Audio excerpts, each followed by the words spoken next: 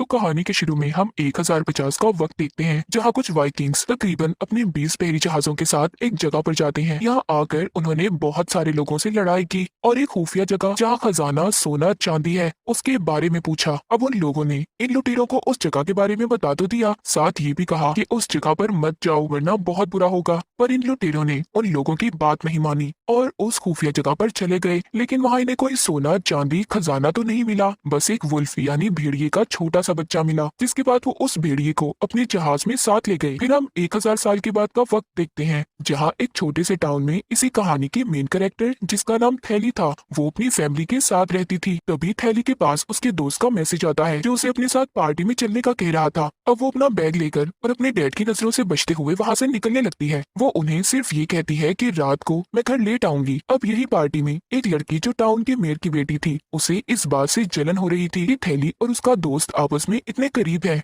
और उसके दोस्त को साइड में ले जाती है जहाँ थैली भी उसकी बातें सुन लेती है। वो उसके दोस्त को ये कह रही थी कि तुमने हमारी पार्टी में बाहर की लड़की को क्यों बुलाया और अगर आगे से ऐसा किया तो अच्छा नहीं होगा, कम से कम मुझे बता तो देते। ये सुनकर उसे काफी बुरा लगता है, इसलिए वो यहाँ से जाने लगती है। पर अगले ही पल उसे उस लड़की यानी मेयर की बेटी की चिल्लाने की आवाजें आ रही थी, इसलिए वो जब चेक करने जाती है तो देखती है वो लड़की और उसका दोस्त नीचे गिरे हुए हैं। उनकी हालत काफी खराब है क्योंकि वो बहुत जख्मी थे। थैली उनके पास जाती है उनकी मदद करने, वो मेयर की बेटी को सहारा देकर उठाती है और आगे बढ़ती है। फिर अगले ही पल कोई उसके कंधे पर भी हमला कर देता है जिससे वो नीचे गिर गई थी और ये देख वो काफी घबरा गई थी कि मेयर की बेटी को झाड़ियों में से कोई घसीट कर ले जा रहा था। उसे कुछ समझ नहीं आती कि ये कौन है, बस डर की वजह से वो चीखती चिल्लाती रहती है। खैर अब इस हादसे वाली जगह पर पुलिस भी आ गई थी जिनमें थैली की मॉम भी शामिल थी क्योंकि असल में वो एक पुलिस ऑफिसर ही थी। उनका साथी पुलिस ऑफिसर उन्हें बताता है कि यहाँ उन पर जिस भी किसी ने हमला किया वो मेयर की बेटी को अपने साथ ले गया है, उसका कोई अता पता नहीं। उसके साथ यहाँ एक लड़की भी थी जो और कोई नहीं बल्कि तुम्हारी बेटी है, इसीलिए तुम्हें जाकर उससे इस बारे में पूछना होगा क्योंकि वही तुम्हें बता सकती है। ये सुनकर उसकी मॉम काफी डर गई थी और फौरन अपनी बेटी को संभालने के लिए उसके पास जाती है। उसके कपड़ों पर लगा खून देखकर पूछती है कि क्या हुआ,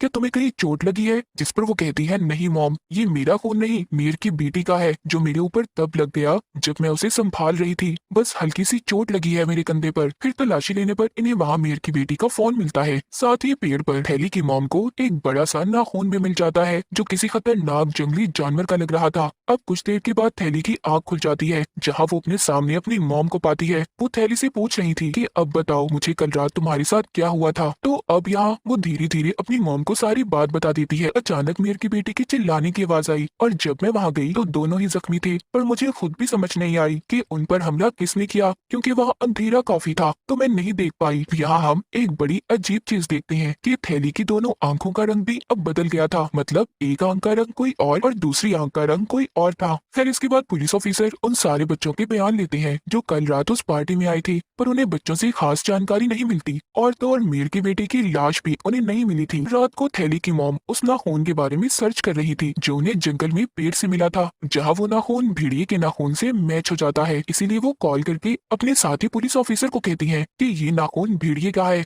अब अगली सुबह थैली की मॉम के पास पुलिस ऑफिसर की कॉल आती है जो बताता है कि मेयर की बेटी की लाश मिल गई है। और जब ये बात थैली सुनती है तो काफी घबरा गई थी क्योंकि जब से ये हादसा हुआ था उसका खुद पर काबू नहीं था, वो हर वक्त डरी सहमी रहने लगी थी। फिर जब उसकी मॉम मेयर की बेटी की लाश को देखने जाती है तो उसकी हालत काफी खराब थी। जो उसकी लाश को चेक कर रही थी वो बताती है कि इसकी लाश को काफी दूर तक घसीटा गया था, साथ ही इसके जिस्म से बहुत सारे मांस के टुकड़े गायब हैं, गले पर भी काफी गहरा कट का निशान है। फिर जब थैली की मॉम बाहर आती है तो वहाँ उस लड़की की मॉम भी थी जो अंदर जाकर उसे देखने की जिद कर रही थी, पर थैली की मॉम उन्हें अंदर जाने नहीं देती क्योंकि उसकी लाश की हालत जाहिर है इतनी खराब थी तो वो नहीं देख पाएंगी। अब थैली दोबारा से हादसे वाली जगह पर जाती है जहाँ पर उसे कुछ अजीब हो रहा था। वो वहाँ उसी लड़की मेयर की बेटी को देखती है, पर असल में ये कोई सच नहीं था, वो बस हेलुसिनेशन कर रही थी, मतलब कि उसे वो चीज नजर आ रही थी जो हकीकत में नहीं थी। उधर पुलिस स्टेशन में एक बूढ़ा आदमी आता है जो थैली की मॉम से मिलता है क्योंकि उसके पास इस केस के लिए जानकारी थी। वो बताता है कि जिसने उस लड़की को मारा है जिसको आप ढूंढ रहे हैं वो कोई आम वुल्फ नहीं बल्कि वेयरवुल्फ है, यानी आधा इंसान और आधा भेड़िया, जो सिर्फ एक खास वक्त में ही भेड़िया बनता है जो पूरे चांद की रात होती है। और वो वेयरवुल्फ इंसान के खून का प्यासा है और ये सिलसिला तब तक चलता रहेगा जब तक कि इस नस्ल के आखिरी वुल्फ को ना मार दिया जाए। वो सबको खत्म कर देगा। ये सुन थैली की मॉम उसे चुप करवा देती है क्योंकि उनको उसकी बातों पर यकीन नहीं हो रहा था। साथ ही वो ये भी कहती है कि यहाँ एक लड़की की मौत हुई है, वो भी काफी बेरहमी से, और तुम्हें ये पुरानी मनगढ़ंत कहानियां सुनाने की पड़ी है। तब वो कहता है कि हाँ, मैं जानता था कि मेरी बातों पर कोई भी यकीन नहीं करेगा। ये कहने के बाद वो जाने लगता है, पर जाते हुए वो थैली की मॉम से कहता है कि जब तुम्हें मेरी बातों पर यकीन आ जाए तो मुझसे मिलने आ जाना। साथ ही वो उन्हें एक सिल्वर गन की गोली देता है। कहता है कि जिसे तुम मारना चाहती हो, यानी वो वेयरवुल्फ, वो सिर्फ इसी गोली से मरेगा, बाकी गोलियां उस पर असर नहीं करेंगी। चाहते चाहते वो उसके कोट में सिल्वर गोलियों की एक डब्बी पे डाल देता है। ना चाहते हुए भी उसकी एक गोली को थैली की मॉम अपनी जेब में डाल लेती है। अब थैली का वही दोस्त उससे दोबारा मिलता है जिसने उसे पार्टी में बुलाया था। कहता है कि आई एम सो सॉरी, सब मेरी वजह से हुआ है। अगर मैं ही तुम्हें वहाँ ना बुलाता तो तुम इन सब चीजों में ना पड़ती। जो सुनकर थैली उसे समझाती है कि जो कुछ भी हुआ उसमें तुम्हारी कोई गलती नहीं है, बहरहाल वह गलती है। जिसके बाद वो यहाँ से निकल जाती है। वो जब जा रही थी तो बाहर उसे मेयर की बेटी के दोस्त रोक लेते हैं। कहते हैं कि क्या जो बाहर वाले लोग बातें कर रहे हैं वो सच है, यानी तुम उसे बचा सकती थी पर जानबूझकर नहीं बचाया, तुमने उसकी मदद नहीं की, बस डरपोक कायर लोगों की तरह तुम चिल्लाती रही। ये सारी बातें सुनकर उसे बहुत बुरा लगता है। वो गुस्से में वहाँ से चली जाती है और अपने घर आकर रोते हुए शीशे में अपने कंधे पर जख्म देखती है क्योंकि वो दिन ब दिन खराब होता जा रहा था। तब उसे परेशान देख उसकी मॉम उससे बात करने आती है, पर वो उनसे बात करना नहीं चाहती थी। फिर रात को जब थैली सोती है तो उसे अजीब तरह का सपना आता है, जैसे वो तैर रही है पर पानी में नहीं, खून में, जिस वजह से वो चौंक कर नींद से जाग जाती है। इसके बाद हम एक डॉक्टर को देखते हैं जिसे मीर की बेटी की लाश को चेक करने के लिए बुलाया गया था। उसे ना खून का वही टुकड़ा भी दिखाया जाता है, जिससे वो अब कंफर्म करके इन्हें बता देता है कि वो टुकड़ा सच में वुल्फ का ही है। जिसके बाद थैली की मॉम अपने साथियों और कुछ शिकारियों के साथ जंगल में जाती है ताकि उस वुल्फ को पकड़ा जा सके। जहाँ जंगल में उन्हें एक और लाश मिलती है जिसका सर ही नहीं था, काफी बुरी हालत थी उसकी। तो वो उस लाश की तलाशी लेने लगते हैं। फिर शिकारियों को वहीं छोड़कर अपने कुछ साथियों के साथ आगे बढ़ जाती हैं। थोड़ी दूर चलने पर उन्हें वहाँ एक केव गार्ड दिखाई देता है। तब हिम्मत करके थैली की मॉम उसके अंदर जाती हैं। अंदर आने पर उन्हें वहाँ एक खाई दिखती है जहाँ काफी अंधेरा था। उसके अंदर जाने की एक सीढ़ी लगी हुई थी। तब वो जैसे ही सीढ़ी के जरिए नीचे उतरने लगती है तो तभी अचानक उसका पैर फिसल जाता है और वो सीधा नीचे गिरती है। उधर जब वो शिकारी लाश के पास थी तो तभी उन्हें कुछ आवाजें आने लगती हैं, जो सुन वो काफी घबरा गई थी और अब वो धीरे धीरे ऊपर देखने लगते हैं जहाँ एक वुल्फ उनकी तरफ ही बढ़ रहा था, जो अगले ही पल उन पर हमला कर देता है और बड़ी बेरहमी से मार देता है। उनकी चीखों की आवाज पुलिस टीम ने भी सुन ली थी और वो जल्दी से थैली की मॉम को ऊपर आने का कहते हैं। तो वो टीम गन्स लेकर वहाँ जाती है उसे मारने, पर कोई फायदा नहीं होता क्योंकि वो वुल्फ ही उन सब पर हमला करके बारी बारी बेरहमी से मारकर खा जाता है और हम बस वहाँ खून ही देख पाते हैं। अब थैली की मॉम जब सीढ़ियों से ऊपर आ रही थी तो तभी वही वुल्फ उनके सामने आकर खड़ा हो जाता है, जिसका साइज काफी बड़ा था, काफी खूनखार लग रहा था। उसे देख थैली की मॉम की हालत खराब हो जाती है और अब जैसे ही वुल्फ उन पर हमला करता है तो वो नीचे जाकर गिरती है, जिससे उनकी बाजू पर चोट लग जाती है। अब तभी वुल्फ भी नीचे आ गया था। तब उसे अपने इतने पास देखकर वो लगातार उस पर गोलियां चलाती है, पर इन गोलियों का वुल्फ पर कोई असर नहीं हो रहा था। वो तो लगातार आगे बढ़ता जा रहा था। जिस बीच उनकी सारी गोलियां खत्म हो जाती हैं। वो घबरा गई थी और जल्दी से अपनी जेब में हाथ डालती है। तब उन्हें वो सिल्वर गोली मिल जाती है जिसे वो वुल्फ पर चला देती हैं और वो वहीं पर ढेर होकर गिर जाता है। फिर अगले सीन में थैली की मॉम की आंख एक हॉस्पिटल में खुलती है। वो बिल्कुल ठीक थी पर उनका साथी कोमा में जा चुका था और उनकी टीम के बहुत सारे लोग भी मर गए थे।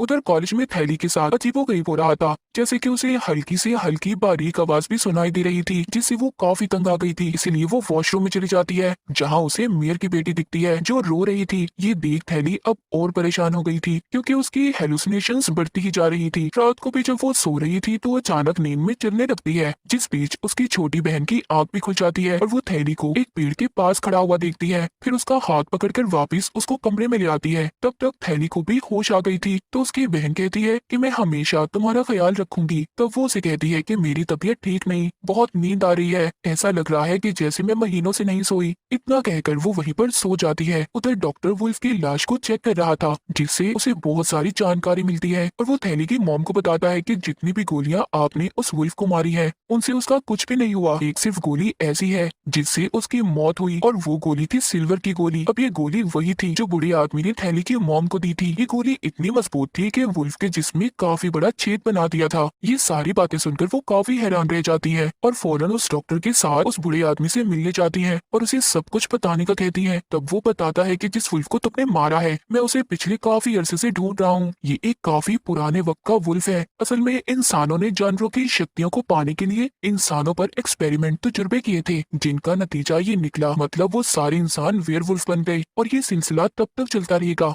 जब तक कि इस नस्ल के आखिरी वुल्फ को ना मार दिया जाए। और उनकी नस्ल ऐसे बढ़ती है कि वो वुल्फ जिसे भी काटता है वो इंसान भी वुल्फ बन जाता है। दूसरी तरफ हम थैली को देखते हैं जो अपने दोस्त के साथ थी, जो उससे कॉलेज के बारे में पूछता है कि तुम्हें उस दिन अचानक क्या हुआ था जब तुम वॉशरूम में चली गई थी। तो वो कहती है कि मुझे खुद नहीं पता कि मेरे साथ क्या हो रहा है। पिछले कुछ वक्त से मैं अपने अंदर काफी अजीब चीजें महसूस कर रही हूँ। अब तभी उसके दोस्त के पास उसके डैड की कॉल आ जाती है। वो फोन सुनने चला जाता है तो थैली अकेली थी, जहाँ उसकी नजर चांद पर पड़ती है जो पूरा चांद था। यानी कि इसी रात इंसान वेयरवुल्फ भेड़िया बनता है और फिर तभी अचानक उसे कुछ होने लगता है। वो अपने जिस्म में अजीब तरह के बदलाव महसूस कर रही थी, जिसके बाद वो भी वुल्फ में बदल जाती है। कुछ देर के बाद जब उसका दोस्त वापिस आकर उसे ढूंढता है तो वो उस पर भी हमला कर देती है और जान से मारकर उसे खा जाती है। अगली सुबह जब थैली की आंख खुलती है तो वो खून में लथपथ थी और तो और उसके मुंह में अपने दोस्त की उंगली भी निकलती है। वो फिर आईने में अपनी शक्ल देखकर डर जाती है क्योंकि उसका चेहरा किसी जानवर जैसा था। उसे कुछ समझ नहीं आती कि मेरे साथ क्या हुआ और कल रात मैंने अपने दोस्त के साथ क्या किया। तो इसी बात का पता लगाने के लिए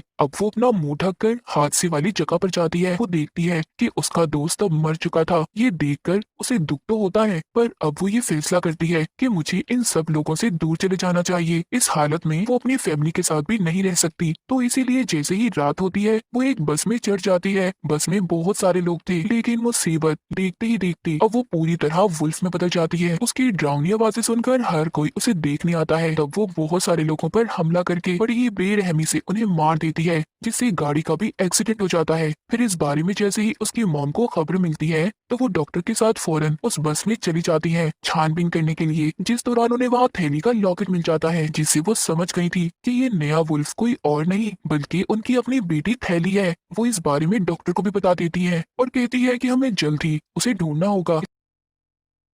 इसके बाद हम थैली के घर का सीन देखते हैं, जहाँ उसकी बहन ड्राइंग कर रही थी जो बोल नहीं सकती थी। पर तभी उसे महसूस होता है कि जैसे उसके पीछे कोई आ रहा है। जैसे ही जब वो पीछे मुड़ती है तो वहाँ एक वुल्फ था, जिसे देखकर वो बेचारी काफी डर गई थी। वो बोल नहीं सकती थी तो जाहिर है चिल्लाकर मदद के लिए नहीं बुला सकती थी। पर जब वो गौर करती है वुल्फ की आंखों में तो उसे समझ लग गई थी कि मेरी बहन थैली है। वुल्फ यानी थैली भी जब उसकी आंखों में देखती है तो रुक जाती है, पर पीछे से उसके डैड आ गए थे जो उस पर हमला कर देते हैं। फिर वो उसे बिजली के झटके लगाकर अपनी बेटी को लेकर बाहर आ गई थी और जल्दी से गाड़ी में बैठकर यहाँ से निकलने लगते हैं। पर इन सब में उन्हें चोट लग गई थी तो वो ठीक से गाड़ी भी नहीं चला पा रहे थे। वो बेहोश हो जाते हैं, साथ ही उनकी गाड़ी का एक्सीडेंट भी हो गया था। थैली की बहन गाड़ी से निकलकर छुपने के लिए चली जाती है। तब तक वुल्फ भी यहाँ आ गया था। उनका पीछा करते करते इस टाउन के बहुत सारे लोग भी आ गए क्योंकि उन्हें पता चल गया था कि यहाँ एक्सीडेंट हुआ है। वुल्फ यानी थैली उन सबको देख चुकी थी। वो बहुत सारे लोग थे, इसीलिए वो उन पर हमला कर देती है, जिससे लोग डरकर भागने लगते हैं। पर यहाँ उसने बहुत सारे लोगों को मारकर खा लिया था और हर तरफ खून ही खून फैला हुआ था।